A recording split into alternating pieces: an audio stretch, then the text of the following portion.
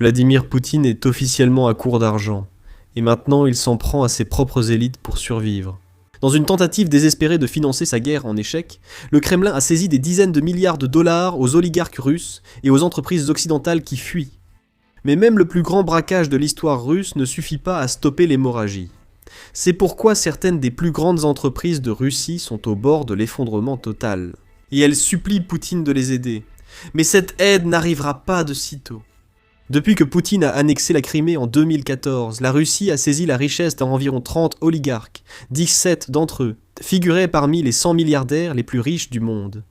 Le montant total qu'il a volé s'élève à environ 2,6 billions de roubles.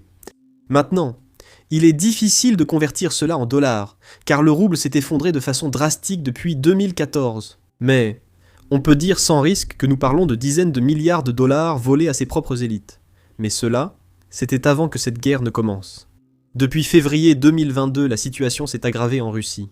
Poutine ne cible plus seulement les oligarques opposés à lui, mais aussi les entreprises occidentales voulant quitter la Russie. Sa stratégie est simple. Lorsqu'une entreprise occidentale essaie de vendre ses actifs russes et de partir, Poutine bloque la vente. Il s'empare des actifs et les remet à son cercle rapproché à un prix dérisoire. Il prend littéralement des milliards à l'Occident pour les donner à ses amis et à sa famille. Au cours des 3 premières années de cette guerre, il a volé environ 50 milliards de dollars. Mais le pire, c'est que ça ne marche pas parce que ce n'est pas suffisant. En fait, même les personnes qui sont payées par la Russie pour mentir pour lui commencent à dire la vérité. Écoutez ça, ce passage vient d'un propagandiste russe. Ici, trop de gens, surtout dans la culture et l'éducation, ont honte d'être russes. Des personnes du milieu culturel proposent parfois d'organiser une collecte de fonds pour aider. Je leur réponds que nous sommes tout à fait favorables. Bien sûr, aidez, mais sachez que quand vous annoncerez la collecte de fonds à votre équipe, honnêtement, vous serez très choqués. C'est exactement ce qui s'est produit. La moitié du personnel a demandé pourquoi lever le petit doigt si cette guerre était nécessaire et a exprimé son opposition totale. Le gaz était complètement choqué. Le fonds est vide en ce moment. Presque personne n'envoie d'argent. On a de la chance si on peut s'acheter des chaussettes et sous-vêtements. La collecte de fonds est extrêmement minimale, alors qu'avant on pouvait acheter des véhicules, des drones, des générateurs. Tout est faible car les gars sont fatigués et le pays traverse une période difficile. À la fin du premier trimestre, les gens commenceront à se réveiller. À Moscou, 500 restaurants ont fermé. De nombreuses entreprises qui aidaient avec du diesel, du carburant ou tout ce qu'elles pouvaient ferment et ne peuvent plus aider. D'ici la fin de l'année, nous allons complètement nous effondrer. Nous allons droit dans le gouffre. Écoutez ça. Les propagandistes russes, des personnes censées soutenir cette guerre, admettent ouvertement à quel point elle nuit à l'économie. L'armée russe manque d'argent pour se financer, ce qui pose un gros problème à Poutine, qui veut continuer la guerre plusieurs années. Voici une blague soviétique qui explique parfaitement la situation. Un général soviétique annonce à ses soldats « J'ai une bonne et une mauvaise nouvelle ». La bonne nouvelle, c'est que vous allez pouvoir changer de sous-vêtements aujourd'hui. La mauvaise, c'est que vous devrez les échanger entre vous. Voilà le système logistique russe en ce moment. Heureusement pour l'armée, cependant, la situation sur le front n'est pas aussi mauvaise qu'à l'intérieur du pays, en Russie, parce qu'à l'intérieur du pays, les gens ne sont tout simplement pas payés. La stratégie de Poutine, dépenser 1 milliard tous les 2 jours pour bombarder l'Ukraine, ne fonctionne pas pour les chauffeurs de bus russes. Ils se sont mis en grève, ils réclament leurs salaires, les salaires qu'ils ont gagnés, mais ils n'ont reçu aucun paiement depuis janvier. Les chauffeurs de bus, des personnes qui travaillent pour le gouvernement municipal, ne sont pas payés. Cela nous dit tout ce que nous devons savoir sur l'état du budget russe. Mais leur situation reste moins critique qu'à Leningrad, la ville d'origine de Poutine, où les bâtiments de la police militaire s'effondrent et s'enfoncent dans le sol. Pourquoi ? Faute d'investissement dans l'entretien des bâtiments où travaillent les employés du gouvernement. Des personnes meurent, et au moment où j'enregistre ceci, l'opération de sauvetage est toujours en cours. Maintenant, je sais ce que certains d'entre vous pensent déjà. L'économie russe a connu une croissance de 1% l'année dernière. Peut-être que ce n'est pas aussi grave que ce que tu laisses entendre. Laissez-moi vous expliquer ce chiffre. Parce que, comme toujours avec la Russie, il faut regarder de plus près. Le seul secteur en Russie qui est réellement, entre guillemets, productif, c'est le secteur de la défense. Les entreprises de défense qui produisent des chars, des armes, des balles, tout ce dont l'armée a besoin. Mais voilà le problème avec ce type de croissance économique. Ce n'est pas durable. Vous pouvez afficher une croissance du PIB de 1% en donnant des milliards de dollars aux fabricants de défense. Ensuite, ils produisent un char, et ce char part en Ukraine et est détruit. Au final, vous ne produisez rien qui améliore la vie des citoyens. Vous ne créez pas de dividendes futurs. Vous ne faites que brûler de l'argent. Vous dépensez beaucoup d'argent pour construire un char, puis il est détruit. Mais le pire, c'est que le secteur de la défense absorbe en fait tout le capital, les ressources et les talents dont les autres secteurs ont besoin. Et c'est pourquoi toutes les autres industries en Russie sont à l'agonie. Regardez les chemins de fer russes, le plus grand employeur du pays, et maintenant ils font face à la faillite. Si les chemins de fer sont en difficulté, cela vous dit tout.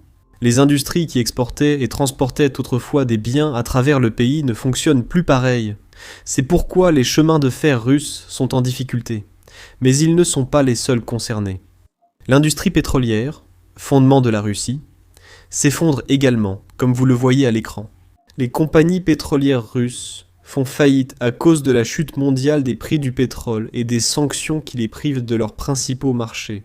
Certaines entreprises continuent de vendre du pétrole au marché noir, mais ce sont les grandes sociétés qui peuvent tenir plus longtemps. Mais de nombreuses entreprises, surtout les moyennes et petites, ne peuvent pas tenir aussi longtemps. Ces mêmes entreprises, qui sponsorisaient avant des équipes de football européennes pour montrer la richesse de Moscou, ne peuvent plus payer leurs factures. Je m'excuse d'avance pour ce qui va suivre. Cela ressemble à une blague, mais ce n'en est pas une. C'est réellement un titre d'actualité, et je ne plaisanterai jamais sur une religion. L'Église orthodoxe russe a annoncé que Dieu n'entendra pas les prières russes pour des salaires plus élevés. Quand une église vous dit que même Dieu ne vous aidera pas. Sur le plan économique, la situation est devenue absurde, alors la question évidente se pose. Que fait Poutine pendant que son économie s'effondre ? Eh bien, heureusement, il élabore un plan pour sortir la Russie de cette situation, et ce plan est créatif. Il a promis aux États-Unis 14 000 milliards de dollars en échange de la levée des sanctions. À première vue, cela semble être une excellente affaire. La levée des sanctions pour la Russie peut beaucoup aider à sauver l'économie. Et pour les États-Unis, 14 000 milliards de dollars, c'est toujours une somme énorme. L'économie américaine est d'environ 30 000 milliards de dollars.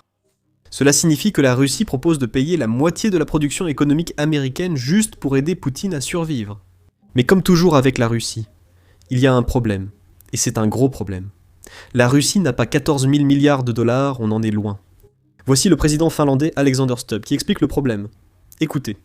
Et surtout, faites-vous confiance à un accord commercial russe, vous ? J'ai entendu les Russes dire que vous aurez accès à 12 000 milliards, et puis on se dit, d'accord, le PIB russe est de 2 500 milliards. D'où viennent ces 12 000 milliards ? Donc je pense que quiconque fait ces accords, ils doivent être très prudents parce que je pense que les Russes mentent. On aurait dû s'y attendre. Poutine n'a jamais été doué en maths. Il voulait une opération militaire de 3 jours. Ça fait presque 4 ans. C'est peut-être juste un problème de calcul.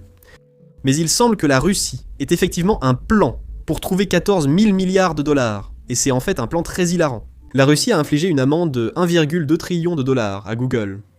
Maintenant, laissez-moi vous donner une idée de ce que représente ce chiffre. 1 trillion, c'est 1 milliard de milliards, c'est 1, suivi de 18 zéros.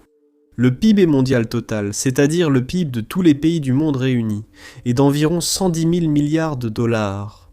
Cela signifie que l'amende que la Russie a infligée à Google est 900 milliards de fois supérieure au PIB mondial. Pourquoi ? Parce que Google a supprimé 2 chaînes YouTube appartenant à des médias contrôlés par le Kremlin. Je suppose que c'est la façon de Poutine pour financer l'offre de 14 000 milliards, infliger à Google une amende qui n'existe pas. Mais attendez, Poutine a un problème, et c'est assez ironique. Vous vous souvenez pourquoi il a affirmé avoir lancé la guerre ? Selon lui, l'Ukraine persécutait les minorités russophones.